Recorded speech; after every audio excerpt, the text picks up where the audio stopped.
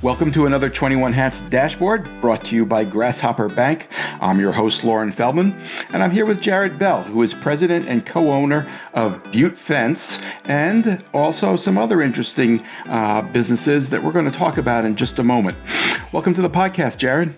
Thanks, Lauren. Thanks for having me. Great to have you here. Jared, you went about building your business in a really interesting way, one that I think a lot of business owners will find a little surprising and impressive. But let's start with, how did you come to own your first business? Well, probably like many of your listeners, maybe it wasn't intended to be a 30-year deal, but this was supposed to be a summer job for me. I needed a job when I was 21 years old, and a friend of mine got me hired for the summer, and I thought I'd go off to college at the end of that summer with my earnings, and I had planned to go do that. I moved to Utah to enroll in school, but ended up not enrolling and ended up working, and came back and worked for the company again the next summer to earn more money to again go into college and start some other career. But the business decided to open up a second location. We were in a really small farm community in southern Idaho, and they wanted to move to a bigger market. So they decided to move to Boise and asked if I would be interested in going up there. And it just kind of took off from there. The business going into a bigger market thrived, and it just kind of grew. I was an employee until 2007. This was 1995 when I started my first summer, or 1994, sorry, and then moved up to Boise in 95. And kind of as the business grew, took on different roles, and then one of the owners wanted to exit, and so I bought him out in 2007, and it just kind of grew and blew up into it. Were you able to do that with money that you'd saved from working those years? No. To buy out my interest, I kind of had to, like a lot of entrepreneurs out there do, they have to have some risk tolerances. So I reached out to my grandfather and a few people to see if they would help me. And when those opportunities were turned away from me, I mortgaged everything I had in my house to get my first bite of stock in the company. And as I got the company going and got more profits, I just took that, and it took a couple of years for me to get to buy it out. But yeah, I had a lot of debt in order to do that. So, but it worked out. How did your role change when you initially became a partner in the business? There was definitely some added responsibility. I was doing a lot of the day-to-day operations at that point. But yeah, once, there's just a different sense of feeling when you've got all that debt weighing on you at night, and the stress of making payrolls and some of the bigger decisions that maybe Chuck, the other owner at the time, was making. They all fell on me. So yeah, there wasn't a big shift, but just the weight of all those responsibilities was definitely felt for sure. How was the business doing at that point? It was doing okay. This was 2007. We're in the construction industry, and so everybody knows what happened in 2008, 9, 10. Yeah. It was a horrible time to buy a business. By the end of 2 years, in 2008, 2009, the end of 2009, I think we had probably lost over half of our top line revenue and had lost quite a bit of money over those couple of years. Things kind of turned around in 2010, and we eked out a little bit of a profit, but those years were extremely hard. And there's probably a lot of your listeners that if they were around in those days in their businesses, they can relate. It was very stressful. We were probably 6 to 12 months from, probably closing our doors by choice versus being forced to. But luckily, we didn't have to get there. I learned a ton during those years, though. Looking back, all these years later, I mean, I joke with a lot of people that I call that my Harvard education because it was extremely expensive. How much money the company lost, but I learned a ton on how to build the business, get that foundation and operating efficiencies dialed in. And there's a lot of things that we learned all those years ago that we still how we still run a lot of our stuff today, and it's made us extremely successful. It's interesting that you say that going through a difficult period like that, where top line revenue was falling, helped you learn how to build a business. Can you tell us what you're referring to? What did you learn about growth? Oh, about growth. Is that what you were referring to when you said how to build a business? Just how to operate a lot more efficient. I just saw, lots of inefficiencies. And one of the things I think I learned the most was learning how to react faster. I think early on in my entrepreneurial learning lessons, I have what I call decision constipation, and I just was really slow to make decisions. I overanalyze, and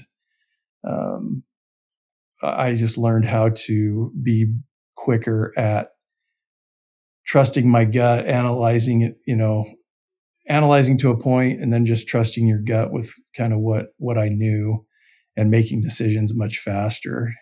Had I put down the scalpel and started, I was making little tweaks and stuff to the business here and there, cutting this out, cutting that out as the revenue dropped and profitability was, we were losing money. If I would have just reacted quicker and grabbed the machete instead of the scalpel and started making a lot bigger changes faster, we might not have lost as much, but that's all part of the process. It's definitely something I learned, to be a lot more nimble. At what point in there did you become president and start running the business?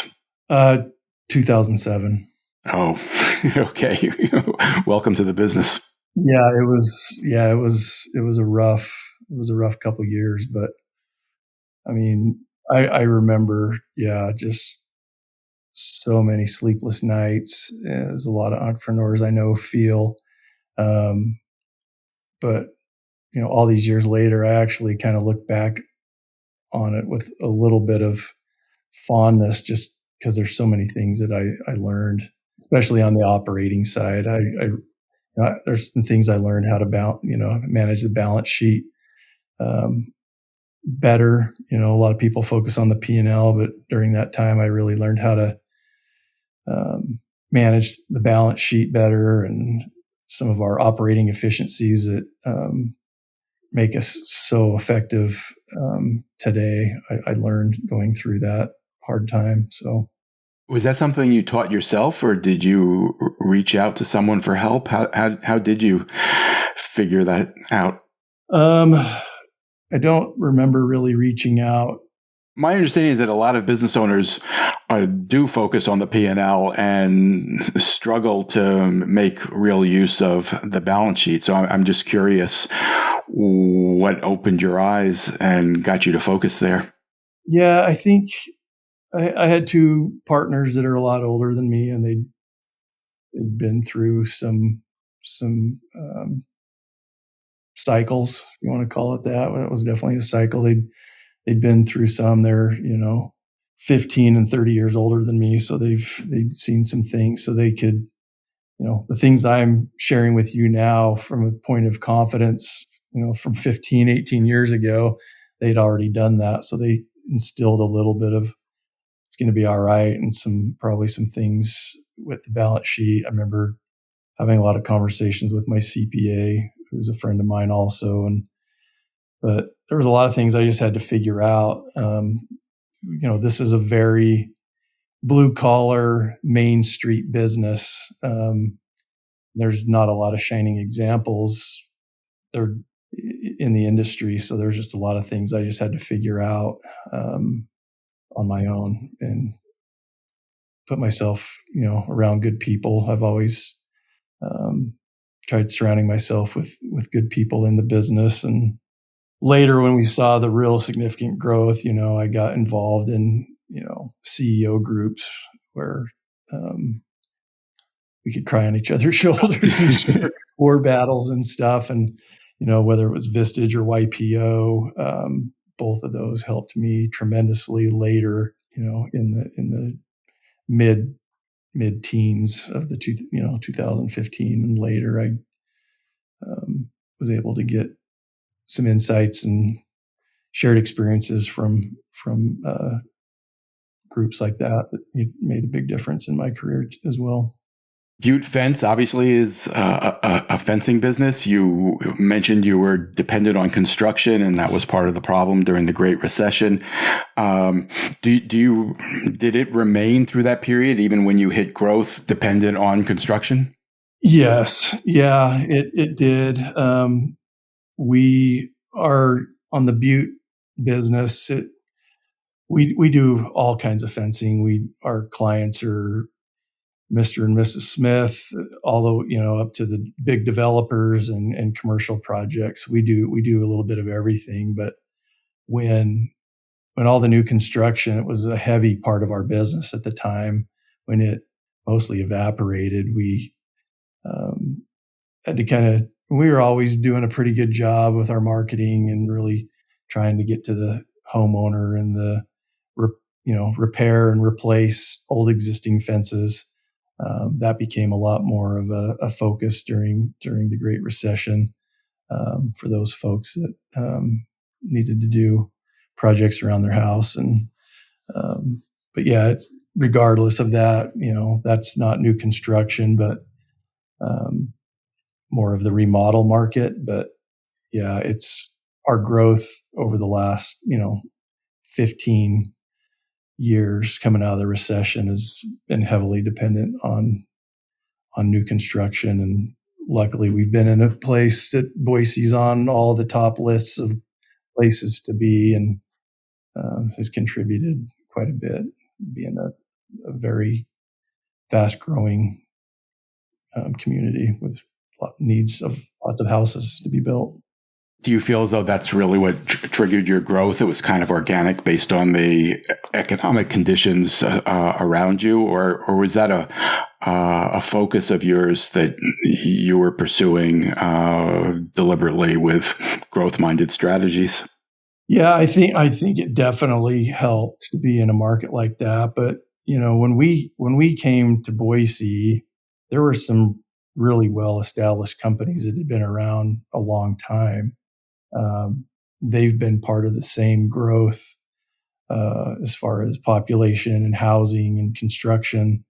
But I think we've surpassed all of those companies in our market. We're definitely the dominant company in our market. And I think while construction was the same, number of housing units and everything was the same for all these companies, I think some of the strategies that we've implemented made us a lot more successful than some of our existing competitors and new ones that came into the market. What did you do right? Yeah, I think the first thing that pops into my head is I've surrounded myself with really good people. I didn't graduate high school. I didn't go to college. I'm a guy that learned how to do business. I always had an entrepreneurial spirit, but I had a great mentor, but I've always been aware of my weaknesses and tried surrounding myself with people that were good in areas that I was weak. And I think that's one of them. And then I think I'm a pretty early adapter and not afraid of change. So having a mindset of being willing to try new things and not just doing something because we've been doing it this way, and that's good enough. Is we have one of our core values is um, talks a lot about being willing to change and be innovative and um, nimble. So I think that has helped an immense amount as well. Um, we're in an industry that doesn't have a lot of innovation and creativity, and I think that's helped quite a bit because those are strengths of mine, I think, and then just having awesome people around me to help carry the load. Well, one of the creative and innovative things you did was to start thinking about how you could create and build other businesses that were related to your initial business. Tell us how that happened. Yeah, as Butte Fence became more and more successful and got to become, a pretty sizable company, at least in the fencing industry standards, I just kind of had a feeling like the way that how we bought our supply chain, I just felt like there were some things I could do on the wholesale side. So toyed with the idea of starting a wholesale supply company with fencing and construction products. Found a partner that I wanted to partner with that could help from a sales strategy side of the business, and we launched a business in 2018 in the wholesale industry of fencing world. Who was your target market? Were you selling to your competitors, to Butte's competitors? No, I mean, there's a little bit of that in our market, but we wanted to be a regional powerhouse and eventually a national supplier.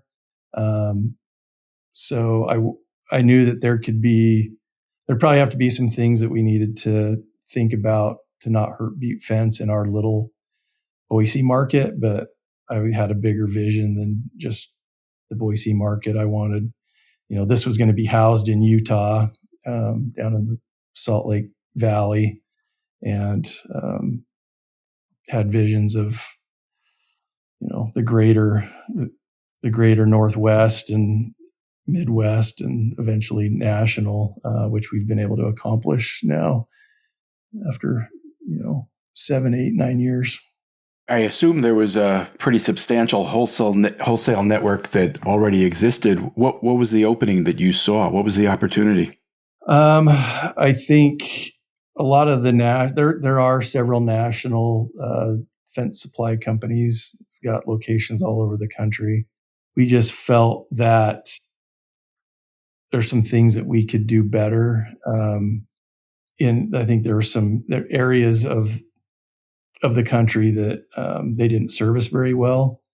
I think there's a mentality of, with as few as there are, I think you could see in Butte, we saw this on the Butte side because there was a few things that we would buy from these wholesale companies, and there's just this mentality of, being order takers. And we just thought that if we had the right people, we could go out, be real hungry, and go get a bunch of business and service the other fence companies better than they were being serviced at the time. So we came up with a pretty unique strategy. We call it our 1-3-5, where people can get different products within 1, 3, or 5 days, depending on the level of fabrication or work that goes into the order. But same day, up to 5 days, which is pretty fast service in the industry. So that's what we focused on since day one, and it's helped us grow pretty quickly. How big was Butte Fence at the time when you started the wholesale business? Let's see. In 2018, I'd say we were probably doing 17 million in revenue. Probably 35, 40 employees at the time. How big a risk did you see this as? How did you finance the start of the wholesale business? Cal, it was funny. Yeah, it's a good question. this is one of those decisions. I mean, there's some things that I implement in the business that I mull over quite a bit, but this was just something that from the very beginning, I just didn't see it having a lot of risk. I mean, the only risk, there wasn't going to be a huge financial investment. Primarily, it was just going to be some money from the owners to put in to fund inventory and have enough cash flow to take care of payroll and normal operating businesses. But it wasn't a ton of money um, in our minds. And the real big risk I saw was, okay, it doesn't work out. We've got a bunch of inventory, but we'll just move it to Butte Fence. So Sure. they'll sell it, and I just had such a high amount of confidence that in this decision that what risks I saw, they didn't worry me that much. I think that company is called Alliance Fence and Supply. Yes. Yep. And did it do well from the beginning? It did. We set a 5-year plan, and I put in a pretty conservative one, and we did in year 1 what I thought we'd do in year 5.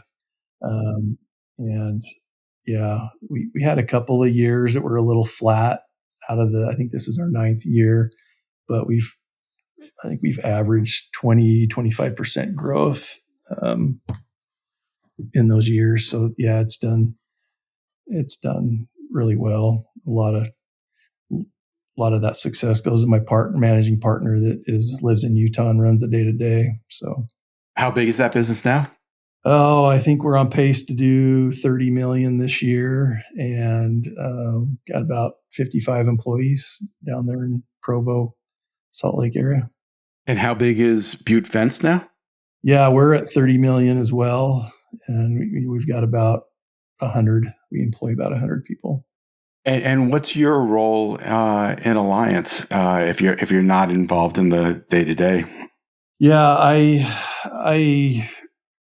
I help with creating the vision, the big picture stuff. Those are kind of my strengths. Is I'm not great in the weeds. I think 6 months is tomorrow for me, so I do really well thinking about 6 months and out 5 years and beyond, and working on the big relationships, vendor relationships, vendor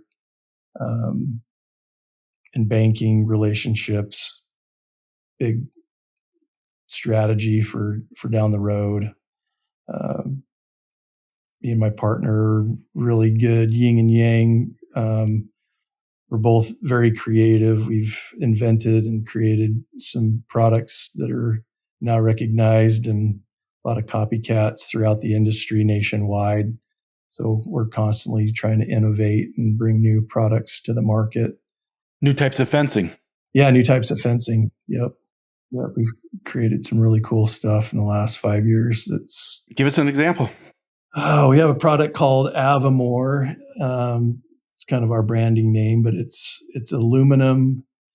It's an aluminum post and rail, and then with that system, you can create privacy and semi-privacy. We've got different privacy planks that go in there, whether it's vinyl, wood grain looking vinyl, or composite, or slats that have spacing so you can kind of see through it.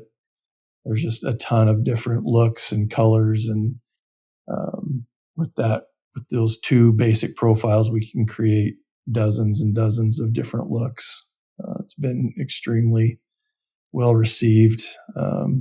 There's nothing like it out there 5-6 years ago, and now I think all the big national wholesale companies have all tried coming up with their own version of it. And I think at the last national show, we saw like 30 copycats of it. That's flattering.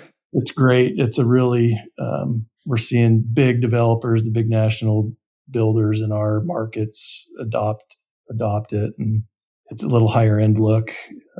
It's fun. It's fun to have that creative in an industry that you probably don't think of as having a lot of creativity. Fence is kind of boring, but there's some fun things that we've been able to do that kind of made it exciting the last 5 years. And then you did it again. You started another business. I did, because of how much on the Butte side, we've got locations in Boise and then another small market called Twin Falls.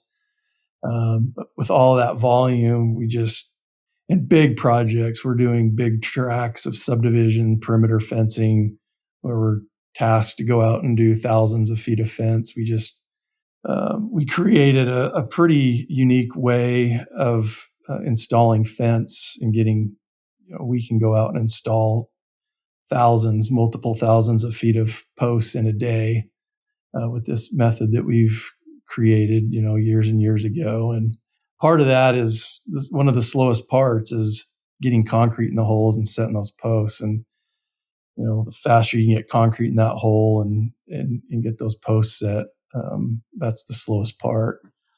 So we would rely on your traditional barrel concrete truck to come out on site. We had equipment on our skid steers that they would pour into. They didn't like that. They like going out and dumping their 10 yards in their barrel out as fast as they can and getting on to the next job. So when we'd order it, they would, delay us or sometimes cancel on us. And it was just so much inefficiencies on our crews and lost opportunities. I was like, we gotta get control of this. So I'm sorry, they didn't like it because you asked them to go kind of post by post, hole by hole. Yeah, it was just slow. They'd be out on one of our jobs for a couple hours where they could go dump 10 yards in 30 minutes and be back to the batch plant. And we'd pay for it with, standby time and everything, but I don't think they liked doing it. Even though we were, going through $1 million worth of concrete, a year. That ought to get their attention, you'd think. You would think, but still, I just saw an opening for us to take control of that ourselves. And so in early 2020, we had just finished building a new facility. And I knew for several years that once we got into our new facility, we would own our own concrete trucks. And so once we got settled in, that's what I did. We bought our first volumetric concrete truck. It's not a traditional barrel that's got premixed concrete in it. It's one that has all the components separated. So you got sand, gravel, cement powder, and water, and your different admixtures that go into concrete all separated. And you can drive around all day and go to different sites and mix exactly what you want on site. So we did that, and realized that sometimes that truck was down for maintenance or whatever. And if we didn't have it up and running, we weren't putting fence in. So we bought a second one and then just tried selling the extra time that we had and extra available concrete to other concrete contractors. And we did that for several years, and I was kind of trying to figure out how we could make that business grow. And I was on a hunting trip in Utah and out in the middle of nowhere hunting mountain lions, and ran into a guy in the middle of nowhere on a snowmobile. And he happened to be in the concrete business, and he had the exact same trucks that I had, same brand, doing concrete work in Utah. And he ended up helping me get my lion, and we ended up I'm shortening. It was really, the whole experience was really cool. Chad's an amazing guy. And we became friends.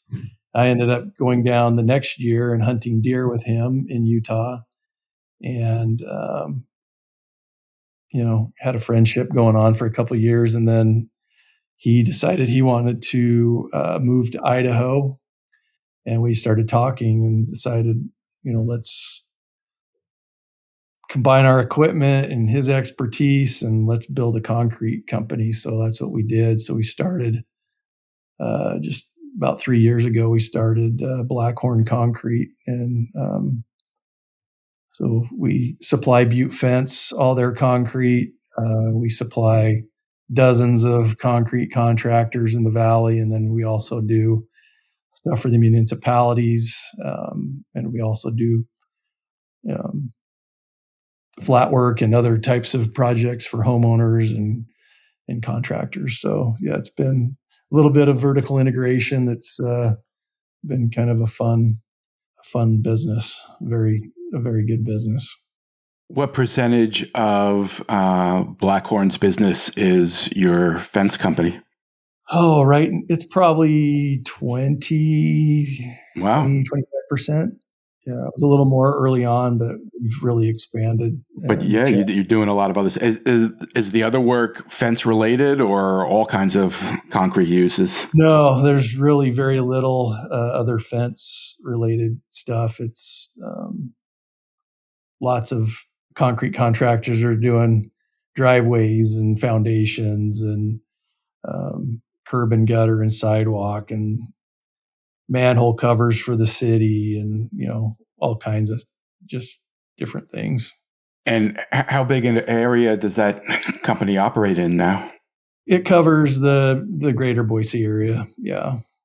We can travel beyond that because the way those trucks are designed, we can drive 2 hours north and not have to worry about the concrete setting up in a barrel spinning. It's all dry, and we can drive 2 hours and only pour half a yard if we want. And it's pretty cool technology in those trucks. How big has that business gotten?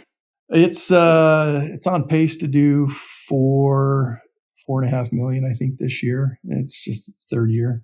That's, to my mind, a very impressive track record. Have you tried any businesses that didn't work out? Not yet. I've gotten lucky so far. I've dabbled in a few other things that have been okay, but I've been super lucky so far. Do you have a next business in mind? My brother-in-law's got something up his sleeve that he's wanting me to be a part of. So we're kind of dabbling with an idea that I think has some real good potential. So it'd be fun to see what happens with that. Is it related to the other stuff that you've already done? It's not. No, totally different. Don't tell me it's a restaurant. No, definitely. My friend has a restaurant. I'm not interested in that. Yeah, it's fun, and my son's 24 years old, and he's out in the finance banking world, and I think he's got a little entrepreneurial spirit to him. So I think at some point it would be fun to kind of romanticize about, at some point after he gets a little bit of experience in the world, that if he's got the desire, maybe I could help him and maybe not be in the operator role, but more of a mentor role, but still be a part of helping entrepreneurs and businesses and finding a way to be of service to the community. So, can you sum up for us what lessons do you take from this? I think you took an unusual path to build these businesses. What would you highlight for someone looking for similar opportunities?